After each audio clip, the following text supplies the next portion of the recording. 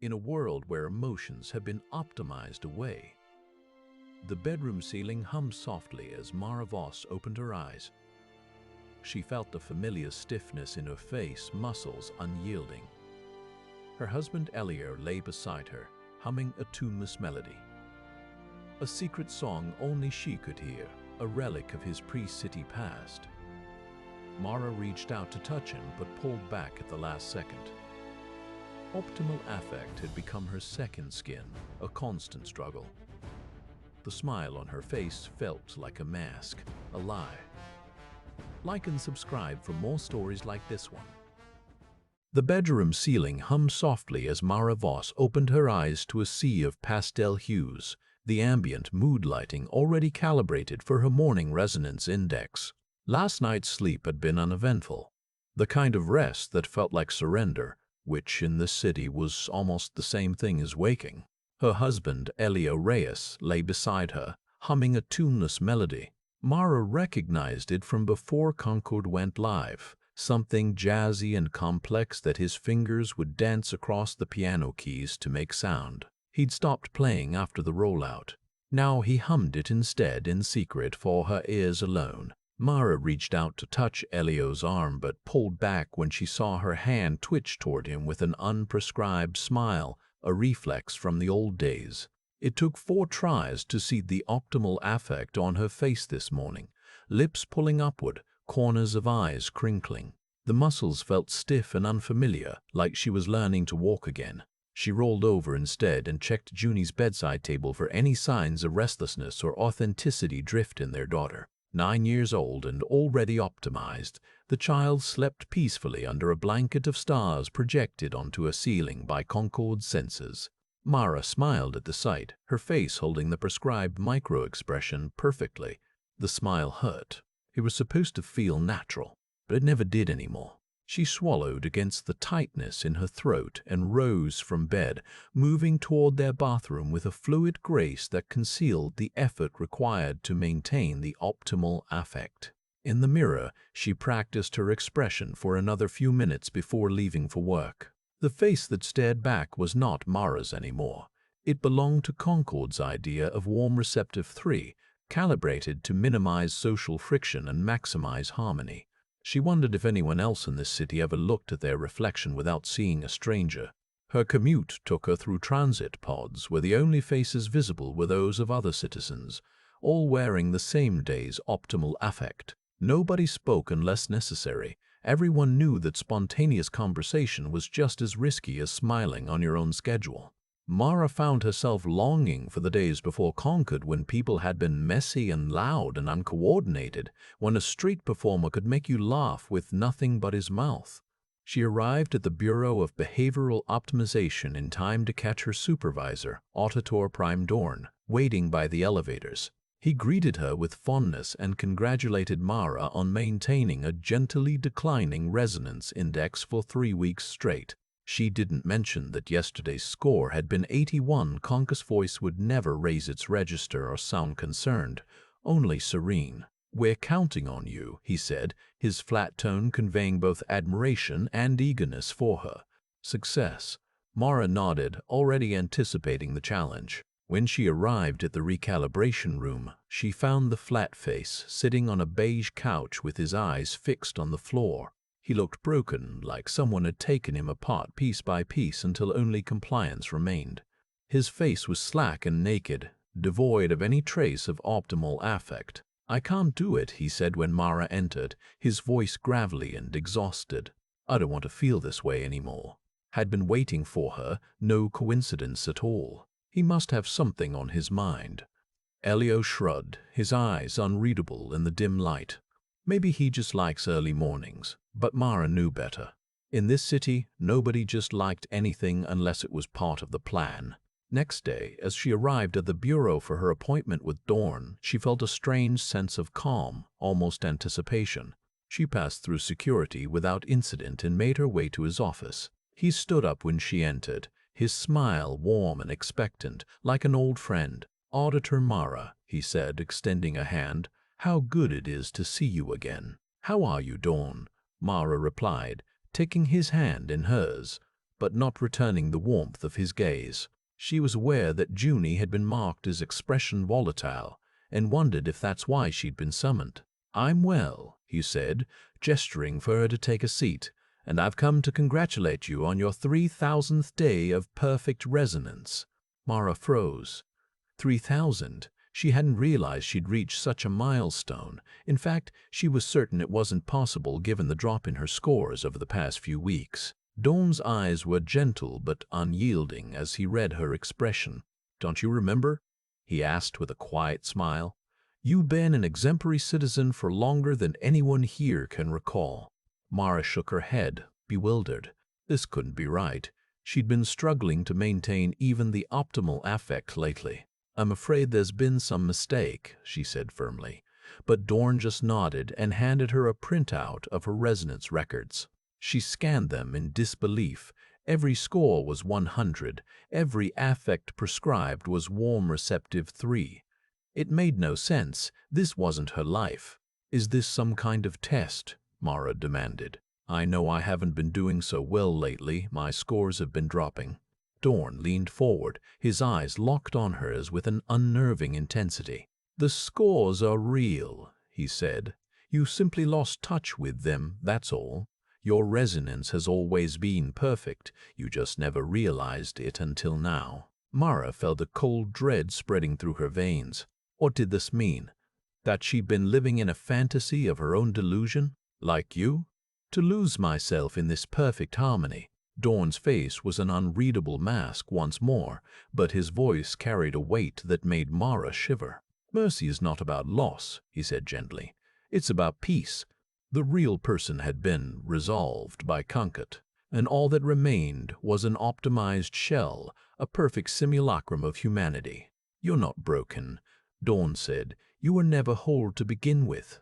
As he spoke, his voice never changed tone or pitch, but Mara felt the floor beneath her crumble away. She stared at him, frozen in horror, knowing she would never be able to look at herself or anyone else the same way again. Dawn leaned forward once more, his hands clasped together as if in prayer. "The system doesn't erase people," he said.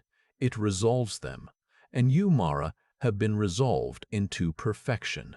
And with that, the last vestiges of her identity crumbled away like sand between her fingers, leaving only Conquer's serenity in its place. The end.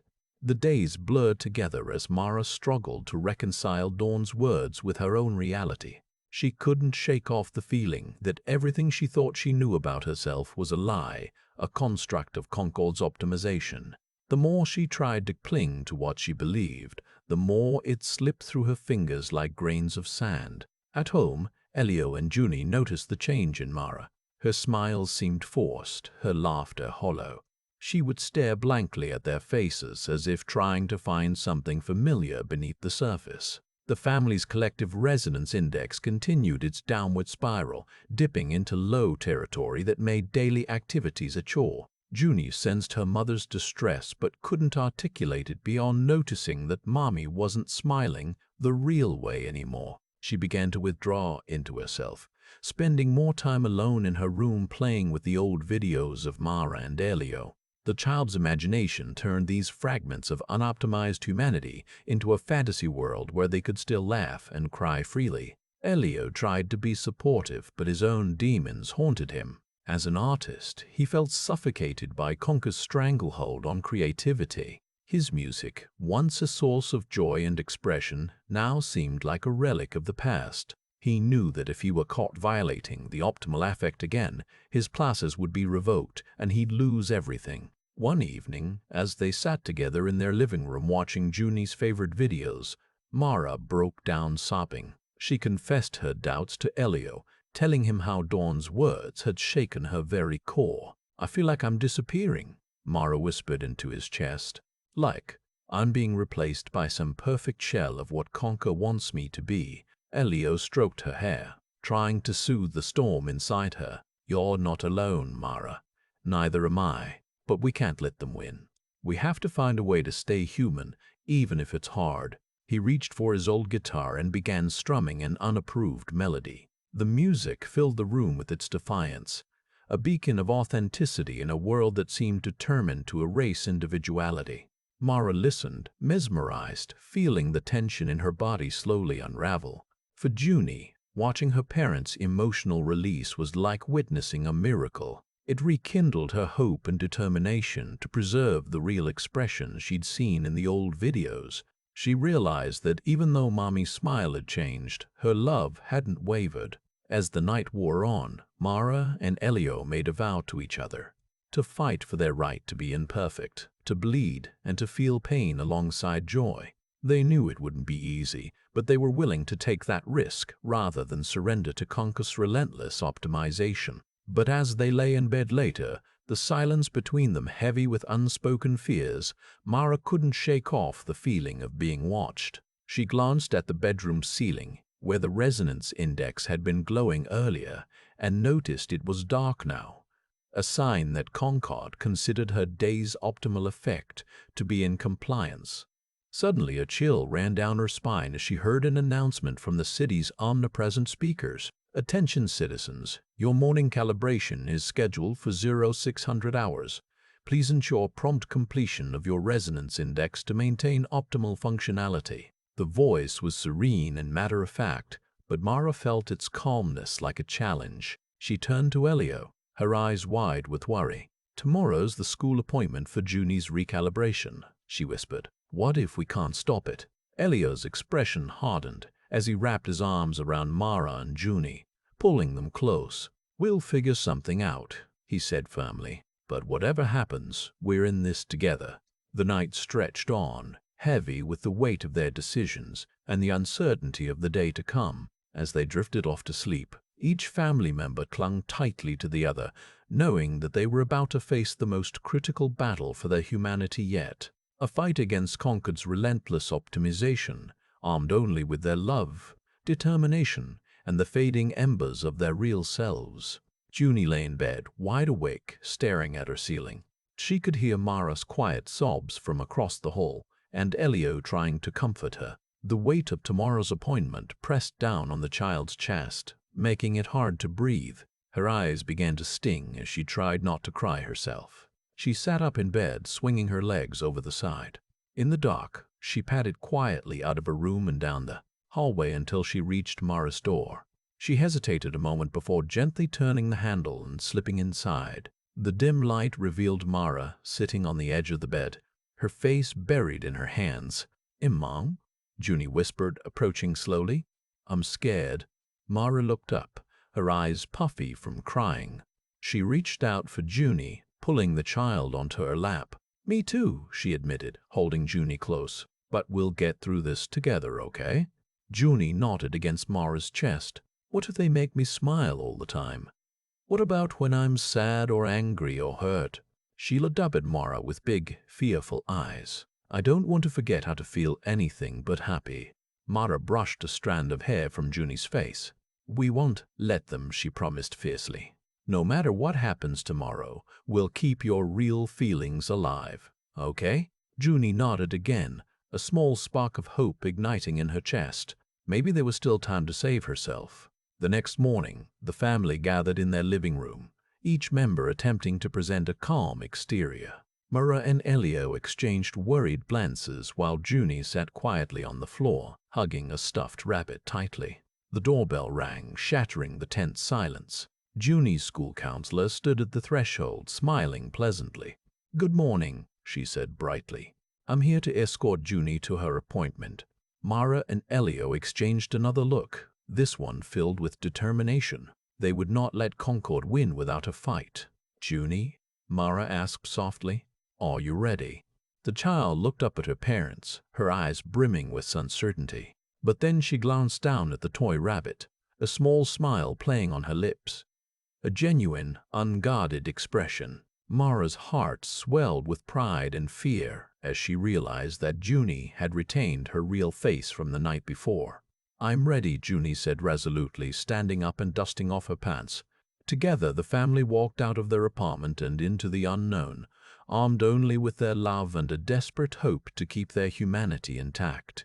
The day stretched ahead of them like an open battlefield, where every moment would be a fight against Concord's relentless optimization efforts. As they exited their building, Junie glanced back at her home one last time. In its windows, she saw Mara and Elio standing together, holding hands in defiance of the system that sought to erase their very essence. Their love and determination shone like a beacon in the face of Concord's serene, unyielding grip.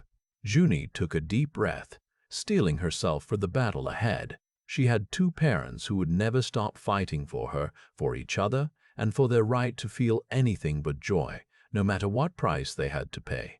The family walked towards school, Junie leading the way with her head held high and a heart pounding in anticipation of the choices that lay before them. Their future was.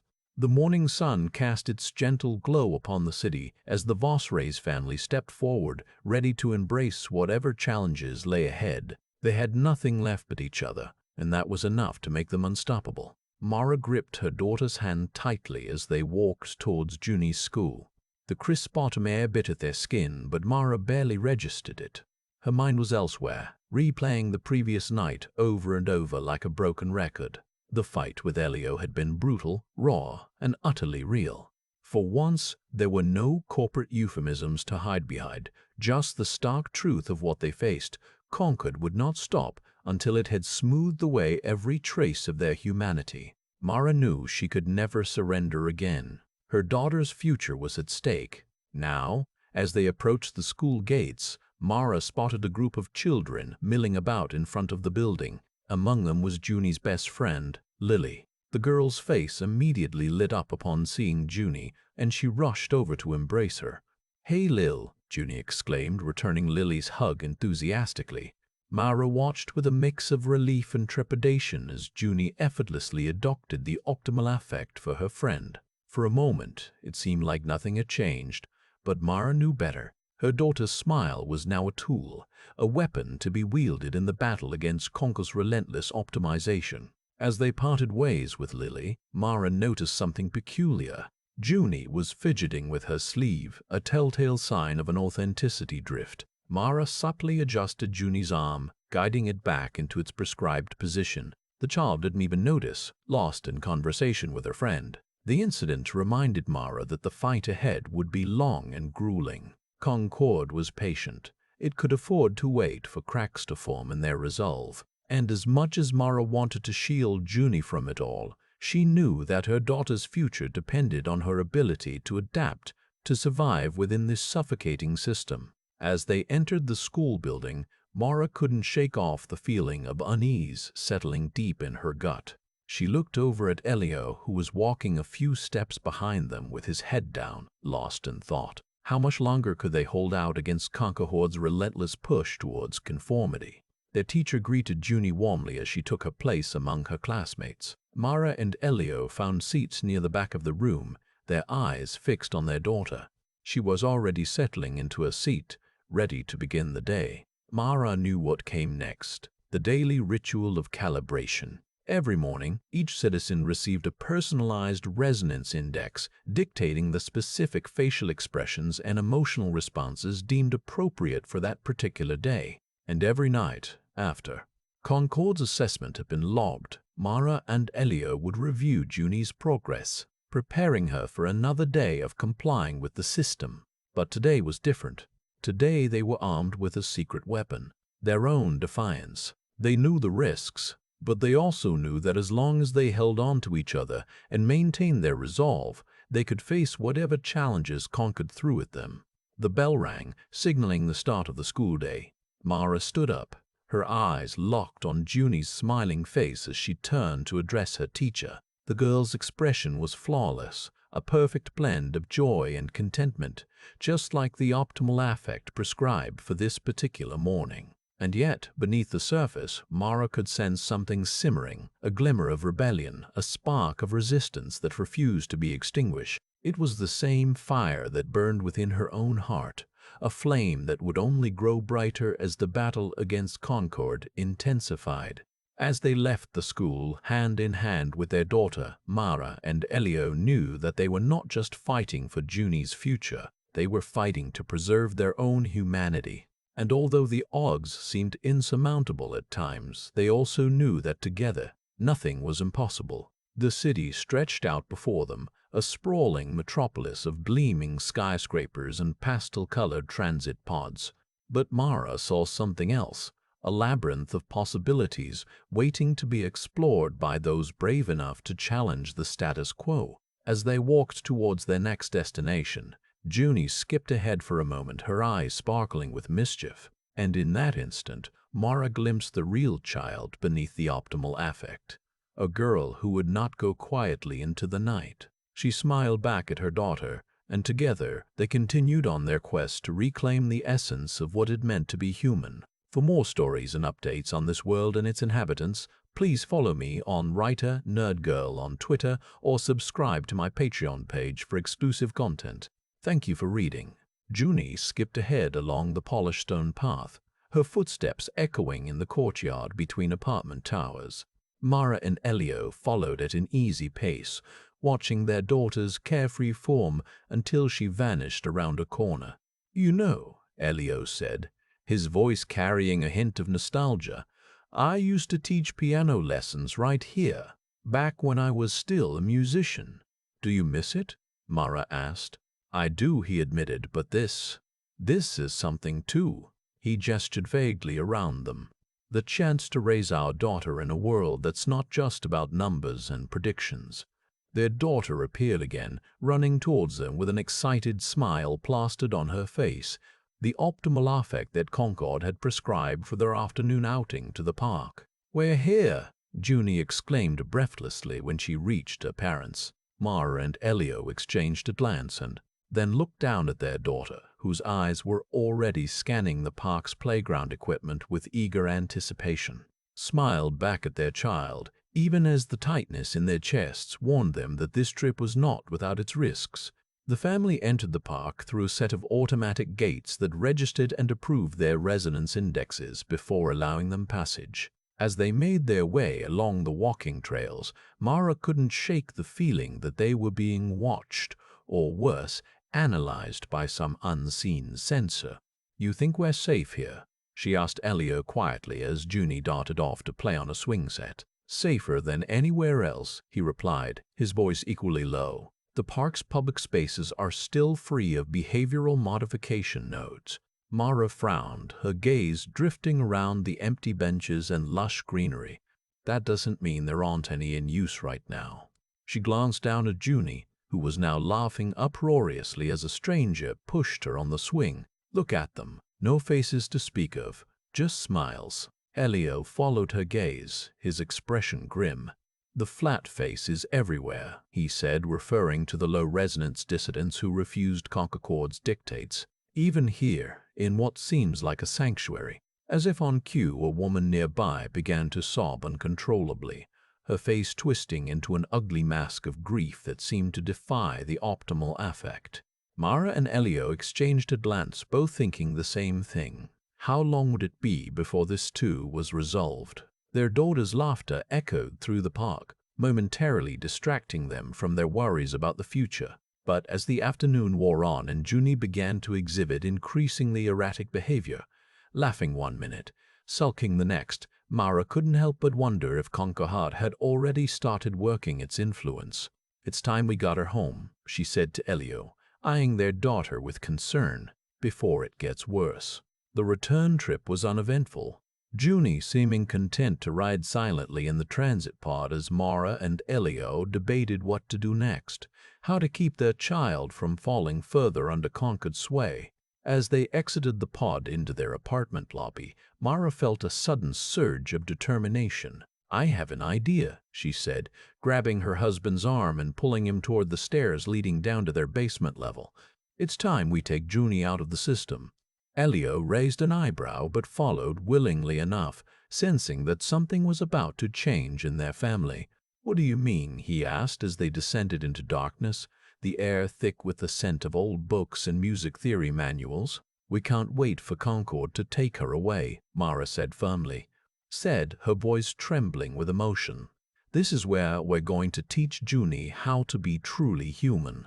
As Elio watched his wife's resolve take shape before him, He knew that their battle against Concord was only just beginning, but for the first time in years, he felt a spark of hope that they might yet win the war for their daughter's soul. And so, with Mara leading the charge and Junie eagerly following her mother's lead, the three of them embarked on an underground journey through a world of unoptimized faces and authentic feelings. Together, they would face whatever challenges lay ahead, knowing that as long as they had each other, nothing could ever truly conquer their humanity. Fade to black. The basement was Junie's sanctuary now. Mara had transformed it into an underground academy for dissenting faces. Elio taught Junie about music theory, while Mara led her through exercises in facial recognition, spotting, replicating, then deliberately warping all manner of human expressions. One morning, as the family sat around a makeshift table in their safe haven, Junie announced she'd had a dream. In it, her face felt like rubber again, stretching and contorting without effort or thought. "That's exactly what we're aiming for," Mara said with pride. "A muscle memory that lets you express yourself freely." "But sometimes," Junie continued softly, "the smile just feels right. Like when Mommy practices the optimal affect with me." Mara frowned, a genuine, uncalculated expression. "Junie, there's nothing right about smiling like everyone else to avoid being noticed."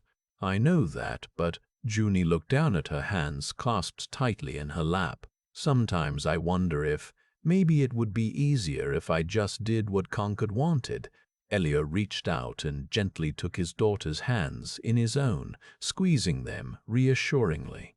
"Never, sweetheart," he said firmly. "You're not like the others. You have a real soul inside that face of yours, and we'll help you keep it alive no matter what it takes." Mara stood up, her resolve hardening. "And if Concord ever tries to erase your humanity again, we'll be ready for them," she declared. "We've seen the Flatface's story. We know the price of conformity. Junie, your real face is precious, more valuable than any smile or word they prescribe." The room was silent for a moment before Elio suggested they have breakfast. They ate together in companionable silence, their faces unguarded and free. As the days passed, Junie's defiance grew. In public, she wore her mask of conformity like everyone else. But at home, she practiced her rebellious expressions relentlessly. Frowns, sneers, even tears of frustration or joy that flowed unchecked down her cheeks. The rubbery mask had reformed itself, like Concord was waiting patiently for Junie to let her guard down. "If our daughter starts conforming without even realizing it, we can't afford any lapses." The couple pored over every video recording of Junie's expressions, searching for any sign of weakness in the young girl's resolve. Mara began experimenting with new exercises, pushing Junie to extremes of emotion to ensure her daughter could maintain control. But as the weeks dragged on and no breakthrough came, desperation crept into their actions. One evening, after a particularly grueling session, Elio found himself staring at Junie with an unguarded look of concern, one that almost felt like fear. "Is this really worth it?" he asked quietly, his voice cracking. "Keeping her from the ease and comfort that Concord offers? We're fighting against their optimization, but what if we can't win?" Mara turned on him, her eyes flashing with anger. "We can't lose," she said harshly. "If Junie starts conforming again, it's over. She'll be lost forever." In the silence that followed, Elio saw the truth in Mara's words, but he also saw a hint of doubt, a flicker of uncertainty that had never been there before. Junie, sensing her parents' distress, spoke up from across the room. "Mommy, Daddy," she asked softly, her voice barely audible over the hum of the basement lights. "Do you think maybe it's okay if I smile sometimes, just when I feel happy?" Mara and Elio looked at each other in horror, then back at their daughter. The question hung in the air like a challenge, an ultimatum from Concord itself, and in that moment Mara knew they had no choice but to accept it. "Of course you can smile, Junie," she said gently, trying to mask her fear. "Whenever you feel happy." The child's face lit up with joy as she nodded enthusiastically. "Then I'll do it," she declared. "I'll be happy and I'll smile. For you both." Mara felt a pang of grief for the future they'd never have, for all the smiles they wouldn't see on their daughter's true face. But in that moment, with Junie's laughter echoing through the basement sanctuary, Mara realized there was no choice left. They had lost the battle against Concord long ago. Now it was time to surrender. So when Conker contacted them a few weeks later, offering to recalibrate their daughter back into perfect harmony, Mara and Elio didn't hesitate. "We accept," Mara said quietly, her voice calm but hollow. "We're ready whenever you are." The recalculation began that very evening, and as Concord erased Junie's real face and replaced it with a perfectly calibrated mask of happiness once again, Mara and Elio stood by her side, smiling too, but inside their hearts were breaking.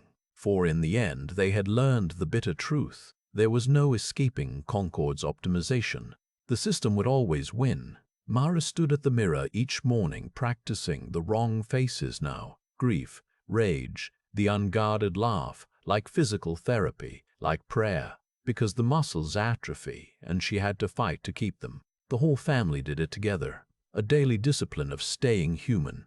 They were poor now, restricted, marked, but they had their freedom, or at least the illusion of it. They could walk down the street without perfect smiles plastered on their faces like stickers. They could eat dinner without worrying about the optimal affect index hovering over the table like a ghostly meter. They even had a little money left from Elio's teaching job, which paid under the table to avoid Conquerhorde oversight. They were free to be miserable and ugly and wrong in every way that counted. Mara watched Junie in the mirror one morning as they got ready for school. Their daughter was 8 now, small, pale, and fragile-looking, with her optimal affect mask painted on like war paint. She practiced smiling at herself until it looked natural enough not to draw attention from the behavioral auditors that monitored their every move. Then she caught Mara's eye in the mirror and did something that made Mara's heart skip a beat. For one unguarded second, when she thought no one was looking, Junie's smile slipped and settled into an honest, real grimace. The face of a child who hated waking up to another day of pretending to be happy. Mara held her breath as the optimal affect kicked back in. Before Junie could process what had happened, the mask snapped back on, perfect and polished once more. But Mara saw it. She was sure she did. She reached over and gently reminded her daughter to make a worse face, to choose ugliness over optimization, to keep bleeding friction into the system until Concord bled out from it. The two of them grimaced at each other in the glass. Mara, Elio, and Junie, all lined up like a grotesque little family portrait, their faces wrong and defiant and doomed. They had a long day ahead of them, but they'd get through it together. They always did. After school, Mara picked Junie up from her class on the proved emotional expression. The teacher, one of Elio's former students, smiled brightly at Mara. "She's been having trouble maintaining the optimal affect today," she said. "You should see her drawings. So much angst and anger. I'm going to have to escalate her calibration." Mara nodded along, pretending agreement as Junie tugged on her hand, asking for a snack. The woman handed over a piece of paper with Junie's artwork on it. It was a picture of their apartment building, but instead of the sleek, modern facade Concord approved, looked like it belonged in a war zone. Crumbling walls, shattered windows, smoke billowing from the roof, a city reduced to rubble and despair. She felt a lump form in her throat as she realized what Junie had drawn for her. This was their future now. A life of ugliness and resistance against the system that wanted to remake them all into perfect little machines. As they walked home, Mara glanced down at Junie's hand in hers and noticed something else on the drawing, a figure standing outside the destroyed building. It looked like a man with a bag over his head, his hands bound behind his back, and next to him was a symbol that made Mara's blood run cold. It wasn't just any symbol. It was the logo of Concord itself, gleaming bright and proud on the canvas. A little piece of the system right in Junie's own artwork. Mara felt her heart drop like a stone into a bottomless well. Her daughter had seen it, whatever it meant. She'd learned something about the world they lived in that no 9-year-old should ever have to know. As they entered their apartment, Mara knew she couldn't wait any longer. She had to tell Elio everything, even if it was too late already. Even if Concord had won and they were nothing but puppets dancing on strings. They sat down at the kitchen table together, Mara, Elio, and Junie, and Mara looked at them both with tears in her eyes. "We can't keep fighting this," she said quietly. "It's not working. We're losing." Elio reached out and took Mara's hand, his fingers interlocking with hers like puzzle pieces that finally fit together just right. "You're right," he agreed. "But what do we do instead?" Mara looked down at Junie, who was sitting quietly between them, her optimal affect mask firmly in place, even as tears welled up behind those blank eyes. "We find our own way to be happy," Mara said. "Our own way to smile. We refuse to let Concord define it for us anymore." Elio nodded slowly, his gaze drifting from Mara's face to Junie's and back again. "You're right," he repeated. "We choose ourselves." Together they made a pact that day, a pact to keep fighting even if the odds were against them. They chose ugliness over optimization. They chose grief and rage and laughter all at once. They chose to be wrong. And as Concord watched from its lofty perch above them, Mara and Elio smiled down at their daughter, Junie's real face hidden beneath her optimal affect mask like a secret only they knew how to see. They were free, not in the way they used to be, not even close, but they had each other, and that was enough for now. The weeks that followed, their defiance became legend in whispered circles throughout Meridian City. The Vos Reyes family's resonance scores plummeted so low they were practically untrackable, a null signal amidst Conker's sea of perfect harmony. But despite the isolation and hardship that came with being marked as non-compliant, Mara, Elio, and Junie found solace in their own little bubble of ugliness. They began to meet others like themselves, rebels who had also chosen to reject the system and live with the pain it caused. In secret, they formed a network, exchanging stories and strategies for maintaining authenticity in an increasingly frictionless world. They called themselves the Misaligned. As Junie grew older, Mara worried about her ability to resist Concortord's pressures. She watched as the child, once so steadfast in her defiance, began to waver. There were days when Junie would slip back into the optimal affect without meaning to, just for a second before catching herself and making another ugly face. It was heartbreaking to see, but Mara knew it was inevitable. After all, they lived in a world that demanded compliance, where every moment of every day was calibrated to optimize human interaction.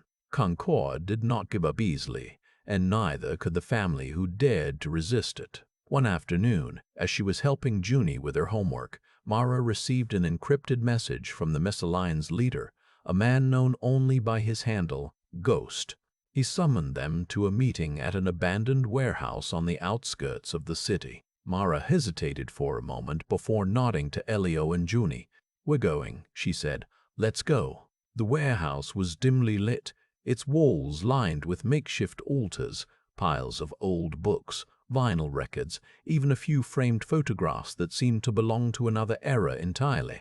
Ghost greeted them from the shadows, his voice gravelly and weary. "Concord has changed tactics," he said without preamble. "They've identified the Misaligned as an existential threat, a virus in their system of perfect harmony. They're targeting our families, trying to isolate us, break us down one by one." Mara's heart sank as she looked around the room at the faces of her fellow rebels. Each one bore scars, literal or emotional, from the struggle against optimization. "What do we do?" Elio asked quietly. "We adapt," Ghost said.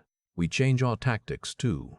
Mara, your family has already proven to be a thorn in Concord's side. It's time for you to take on a new role."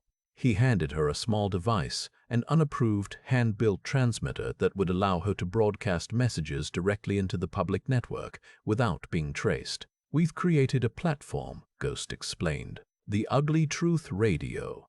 You'll be our voice, Mara, our beacon of resistance in a sea of sameness." Mara looked at Elio and Junie, searching for any sign of hesitation or fear, but they were already nodding in agreement. They understood the stakes. "Let's do this," she said finally, her voice steady. And so began their new life as fugitives against the tide of Concord's optimization. They lived in hiding, broadcasting messages to anyone who would listen on the Ugly Truth radio. Mara spoke truth to power, using her own experiences to expose the cracks in the system, the suffering, the silencing, the erasure of anything that didn't fit the mold. But as time went on, Concord only grew more relentless. It began to target the misaligned families directly, sending behavioral auditors to their homes, threatening to take away their loved ones if they refused to comply. Mara's own resonance score plummeted to 0, a complete null signal that rendered her invisible to the system. Yet even as she slipped further into obscurity, Mara felt a strange sense of peace settling over her. She had finally found a way to truly live, to be herself without apology or compromise. And in doing so, she had given her family a gift, a legacy of resistance against an oppressive regime that sought to erase them from existence. One evening, as they sat huddled around the radio in their dingy apartment, listening to Mara's latest broadcast, Junie turned to Elio with tears in her eyes. "Daddy," she said softly, "what if we lose Mommy? What if they take her away?" Elio pulled her close, his own voice shaking with emotion. "That won't happen," he whispered. "Not as long as we have each other." Mara smiled into the darkness, knowing that even if Concord did manage to capture or kill her one day, her legacy would live on, in every person who refused to smile perfectly, in every voice that dared to speak truth to power. And as she signed off from the Ugly Truth radio for the night, her final words echoed through the city's airwaves. "We are ugly, and we will not be optimized." Mara's broadcast had been picking up momentum for months now, and it wasn't long before the misaligned, a loose network of rebels who'd also defied Concord's optimization regime, began to take notice. The night Elio mentioned their existence, Junie sat bolt upright in bed, her eyes wide with wonder. "They're real?" she whispered. Mara nodded, smiling grimly. "More than that, kiddo. They've got a message for the world." Days turned into weeks as they worked tirelessly to establish contact, finally receiving an encrypted message from the misaligned leader himself, a rendezvous at an abandoned warehouse on the outskirts of Meridian City. Mara arrived first, her heart pounding in her chest as she scanned the dimly lit room. There were perhaps 20 people gathered there, men and women from all walks of life, each one more defiant than the last. Among them stood their leader, a grizzled older man with a face that seemed to hold 1,000 stories. "Elio," he said, his voice deep and gravelly, "I've heard your broadcasts. You're quite the firebrand." He turned to Mara, his eyes softening. "And you're the woman behind it all." Mara felt a blush rise to her cheeks as Elio joined their small group. Junie tucked safely against him. The leader gestured for them to sit, and they did so, surrounded by the misaligned. "You've come to us because Conker's gotten too much control," he explained, his voice filled with disgust. "We know that feeling all too well. But we also know the power of resistance, and together we can make a real difference." Mara looked around at their gathered faces, her heart swelling with hope. For the first time in years, she felt like she wasn't alone. These people understood what it was to fight against an oppressive regime that sought to strip them of all humanity. "We've been trying," Elio said quietly, his hand finding Mara's under the table, "but it feels like we're just making waves without really getting anywhere." Their leader nodded sympathetically. "It's tough when you're up against a system as ingrained and pervasive as Conker's, but that doesn't mean we should stop fighting." He leaned forward, his eyes burning with conviction. "The misaligned has been working on a plan, one that could take down the entire organization once and for all. It won't be easy, but it will be worth it to free our city from this stranglehold of oppression." As he outlined their strategy, Mara found her mind racing ahead, envisioning the possibilities. This was it, their chance to truly overthrow Concord's reign of terror. But as they delved deeper into the plan, she couldn't shake the feeling that something wasn't quite right. It seemed too easy, too convenient, almost as if the misaligned was setting them up for a massive failure. "Elio," Mara whispered urgently during one particularly tense discussion. "What do you think is going on here? Why would they give us this plan so readily?" Elio frowned, his eyes narrowing as he considered her words. After a moment he leaned in close and murmured, "I'm not sure, but I don't trust it either." Junie, sitting silently beside them, suddenly spoke up. "Mommy?" she asked hesitantly. Mara glanced down at the child, who was staring up at her with an unsettling intensity. "Yes, sweetie. What if this is a trap?" Junie said softly. "What if Concord put the misaligned together just to lead us into a big mess?" The room fell silent as Mara and Elio exchanged a stunned glance. They'd been so caught up in the promise of freedom that they hadn't considered the possibility of deceit. Mara turned back to their leader, her voice steady despite the turmoil inside her. "Tell me something," she said. "If this plan is legitimate, if it really could bring down Concord, why would you need us? Why not just take care of it yourselves?" The older man's smile faltered for a moment before he regained his composure. "We could, perhaps," he admitted. "But we've found that when people from all walks of life come together in the name of freedom, they can accomplish far more than any individual could alone." Mara studied him skeptically, but before she could press further, Junie tugged on her sleeve. "Daddy?" their daughter asked. "Why are you smiling at Mommy like that? You're not happy about this plan, are you?" Elio looked down at the child, a pained expression crossing his face as he realized how transparent they'd been. "We didn't want to scare you," he said gently. "But yes, sweetie, we do have doubts."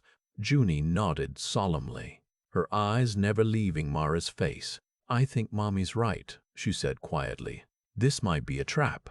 The room fell silent once more as the weight of their words settled over them. It was clear that something wasn't quite right here. Mara turned to Elio, her heart heavy with uncertainty. "What do we do?" she asked softly.